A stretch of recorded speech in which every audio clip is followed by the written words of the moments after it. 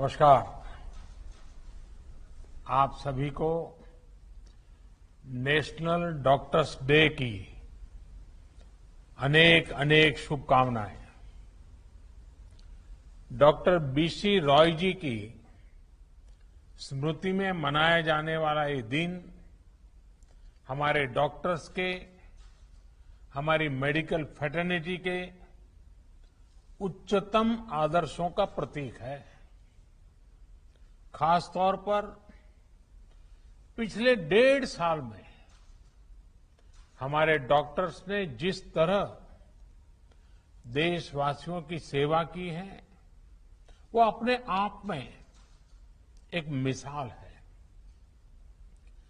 मैं 130 करोड़ देशवासियों की ओर से देश के सभी डॉक्टर्स को धन्यवाद देता हूं, आभार प्रकट करता हूं।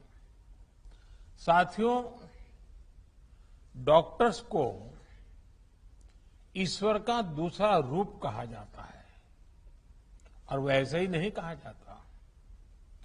कितने ही लोग ऐसे होंगे जिनका जीवन किसी संकट में पड़ा होगा, किसी बीमारी या दुर्घटना का शिकार हुआ होगा, या फिर कई बार हमें ऐसा लगने लगता है कि क्या हम हमारे अपने को खो देंगे। लेकिन हमारे डॉक्टर्स ऐसे मौकों पर किसी देवदूत की तरह जीवन की दिशा बदल देते हैं, हमें एक नया जीवन दे देते हैं। साथियों, आज जब देश कोरोना से इतनी बड़ी जंग लड़ रहा है, तो डॉक्टर्स ने दिन रात मेहनत करके लाखों लोगों का जीवन बचाया है। ये पुण्य कार्य करते हुए देश के कई डॉक्टर्स ने अपना जीवन भी न्यौछावर कर दिया।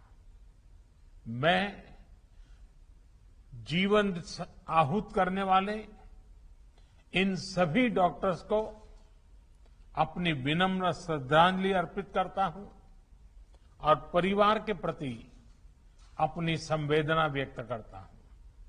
साथियों, कोरोना से लड़ाई में जितनी चुनौतियां आई, हमारे वैज्ञानिकों, डॉक्टर्स ने उतने ही समाधान तलाशे, प्रभावी दवाइयां बनाई। आज हमारे डॉक्टर्स ही कोरोना के प्रोटोकॉल्स बना रहे हैं, उन्हें लागू करवाने में मदद कर रहे हैं।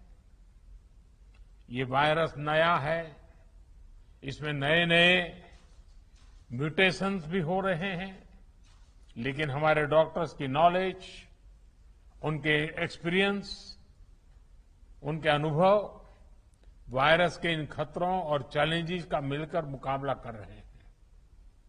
इतने दशकों में जिस तरह का मेडिकल इंफ्रास्ट्रक्चर देश में तैयार हुआ था, उसकी सीमाएं आप भली भांति जानते हैं। पहले के समय में मेडिकल इंफ्रास्ट्रक्चर को किस तरह नजरअंदाज किया गया था, इससे भी आप परिचित हैं। हमारे देश में जनसंख्या का दबाव इस चुनौती को और कठिन बना देता है। बावजूद इसके कोरोना के दौरान अगर हम प्रति लाख जनसंख्या में संक्रमण को देखें, मृत्यु दर को देखें, तो भारत की स्थिति बड़े बड़े विकसित और समृद्ध देशों की तुलना में कहीं संभली हुई रही है। किसी एक जीवन का असमय समाप्त होना उतना ही दुखद है, लेकिन भारत ने कोरोना से लाखों का जीवन बचाया भी है। इसका बहुत बड़ा श्रेय हमारे परिश्रमी डॉक्टर्स, हमारे हेल्थ केयर वर्कर्स, हमारे फ्रंटलाइन वर्कर्स को जाता है। साथियों, ये हमारी सरकार ही है जिसने हेल्थ केयर पर सबसे अधिक बल दिया है। पिछले वर्ष फर्स्ट वेव के दौरान हमने लगभग 15,000 करोड़ रुपए हेल्थ केयर के लिए आवंटित किए थे, जिससे हमारे हेल्थ इंफ्रास्ट्रक्चर को बढ़ाने में मदद मिली। इस साल हेल्थ सेक्टर के लिए बजट का एलोकेशन 2 गुने से भी ज्यादा यानी 2 लाख करोड़ रुपए से भी अधिक किया गया। अब हम ऐसे क्षेत्रों में हेल्थ इंफ्रास्ट्रक्चर को मजबूत करने के लिए 50,000 करोड़ रुपए की एक क्रेडिट गारंटी स्कीम लेकर आए हैं, जहां स्वास्थ्य सुविधाओं की कमी है। हमने बच्चों के लिए जरूरी हेल्थ इंफ्रास्ट्रक्चर को सशक्त करने के लिए भी 22,000 करोड़ रुपए से ज्यादा आवंटित किए हैं। आज देश में तेजी से नए एम्स खोले जा रहे हैं, नए मेडिकल कॉलेज बनाए जा रहे हैं, आधुनिक हेल्थ इंफ्रास्ट्रक्चर खड़ा किया जा रहा है। 2014 तक जहां देश में केवल 6 एम्स थे, वहीं इन 7 सालों में 15 नए एम्स का काम शुरू हुआ है। मेडिकल कॉलेज की संख्या भी करीब 1.5 गुना बढ़ी है। इसी का परिणाम है कि इतने कम समय में जहां अंडर ग्रेजुएट सीट्स में 1.5 गुने से ज्यादा की वृद्धि हुई है, वहीं पीजी सीट्स में 80% इजाफा हुआ है। यानी यहां तक पहुंचने के लिए जो संघर्ष आपको करना पड़ा, वो कठिनाइयां हमारे युवाओं को, आपके बच्चों को नहीं उठानी पड़ेगी। दूर सुदूर क्षेत्रों में भी हमारे ज्यादा से ज्यादा युवाओं को डॉक्टर बनने का अवसर मिलेगा। उनकी प्रतिभा को, उनके सपनों को नई उड़ान मिलेगी।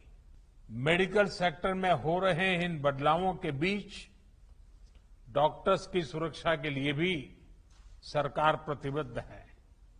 हमारी सरकार ने डॉक्टर्स के खिलाफ हिंसा को रोकने के लिए पिछले वर्ष ही कानून में कई कड़े प्रावधान किए हैं। इसके साथ ही हम अपने कोविड वॉरियर्स के लिए फ्री इंश्योरेंस कवर स्कीम भी लेकर आए हैं। साथियों, कोरोना के खिलाफ देश की लड़ाई हो या मेडिकल व्यवस्था सुधारने का देश का लक्ष्य, इन सब में आप सभी को महत्वपूर्ण भूमिका अदा करनी है। उदाहरण के तौर पर, जब आप सभी ने पहले फेज में वैक्सीन लगवाई, तो उससे देश में वैक्सीन को लेकर उत्साह और विश्वास कई गुना बढ़ गया। इसी तरह जब आप लोगों को कोविड एप्रोप्रिएट बिहेवियर का पालन करने के लिए कहते हैं, तो लोग पूरी श्रद्धा से उसका पालन करते हैं। मैं चाहूंगा आप अपनी इस भूमिका को और सक्रियता से निभाएं, अपना दायरा और ज्यादा बढ़ाएं।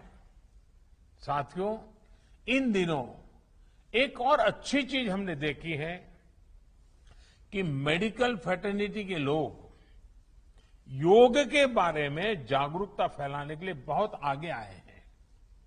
योग को प्रचारित प्रसारित करने के लिए जो काम आजादी के बाद पिछली शताब्दी में किया जाना चाहिए था, वो अब हो रहा है।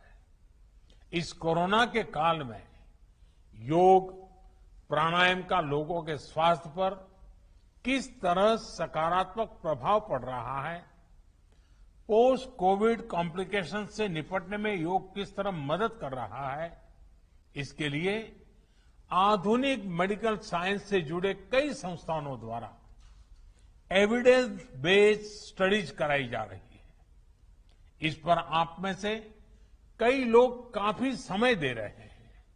साथियों, आप लोग मेडिकल साइंस को जानते हैं, एक्सपर्ट हैं, स्पेशलिस्ट हैं, और एक भारतीय को योग को समझना भी स्वाभाविक रूप से आसान होता है।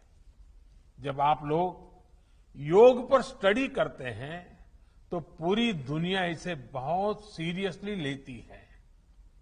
क्या आईएमए इसे मिशन मोड में आगे बढ़ा सकती है? योग पर एविडेंस बेस्ड स्टडीज को साइंटिफिक तरीके से आगे ले जा सकती है। एक प्रयास ये भी हो सकता है कि योग पर स्टडीज को इंटरनेशनल जर्नल्स में पब्लिश किया जाए, उसे प्रचारित किया जाए। मुझे विश्वास है कि ये स्टडीज दुनिया भर में डॉक्टर्स को, अपने पेशेंट्स को योग के बारे में और जागरूक करने के लिए भी प्रोत्साहित करेगी। साथियों, जब भी हार्ड वर्क, टैलेंट और स्किल की बात आती है तो इनमें आपका कोई मुकाबला नहीं है।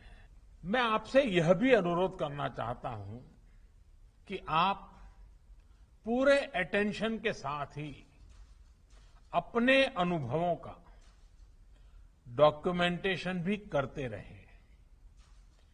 पेशेंट के साथ आपके एक्सपीरियंसेस का डॉक्यूमेंटेशन बहुत ही अहम है। साथ ही मरीज के सिम्टम्स, ट्रीटमेंट प्लान और उनके रिस्पांस का भी डिटेल डॉक्यूमेंटेशन होना चाहिए। यह एक रिसर्च स्टडी के रूप में भी हो सकता है, जिसमें विभिन्न प्रकार की दवाओं और ट्रीटमेंट्स के असर को नोट किया गया हो। जितनी बड़ी संख्या में आप मरीजों की सेवा और देखभाल कर रहे हैं, उसके हिसाब से आप पहले से ही दुनिया में सबसे आगे हैं। यह समय यह भी सुनिश्चित करने का है कि आपके काम का, आपकी साइंटिफिक स्टडीज का दुनिया संज्ञान ले और आने वाली पीढ़ी को उसका लाभ भी मिले। इससे दुनिया को जहां मेडिकल से जुड़े कई जटिल सवालों को समझने में आसानी होगी, वहीं उसके समाधान की दिशा भी मिलेगी। कोविड की यह महामारी इसके लिए एक अच्छा स्टार्टिंग पॉइंट हो सकता है। वैक्सीन किस प्रकार से हमारी मदद कर रही है, किस प्रकार से अर्ली डायग्नोसिस का लाभ मिल रहा है और एक पर्टिकुलर ट्रीटमेंट किस प्रकार से हमारी सहायता कर रहा है, क्या हम इसको लेकर ज्यादा से ज्यादा स्टडीज कर सकते हैं? पिछली शताब्दी में जब महामारी आई थी, आज उसका डॉक्यूमेंटेशन बहुत उपलब्ध नहीं है। आज हमारे पास टेक्नोलॉजी भी है और हम अगर कोविड से कैसे मुकाबला किया गया है, इसके प्रैक्टिकल अनुभवों का डॉक्यूमेंटेशन करते हैं, तो वो भविष्य में पूरी मानवता के लिए बेहद मददगार साबित होगा। आपका ये अनुभव देश के मेडिकल रिसर्च को एक नई गति भी देगा। अंत में मैं यही कहूंगा कि आपकी सेवा, आपका श्रम सर्वे भवन्तु सुखिनः के हमारे संकल्प को अवश्य सिद्ध करेगा। हमारा देश कोरोना से भी जीतेगा और विकास के नए आयाम भी हासिल करेगा। इन्हीं शुभकामनाओं के साथ आपको बहुत बहुत धन्यवाद।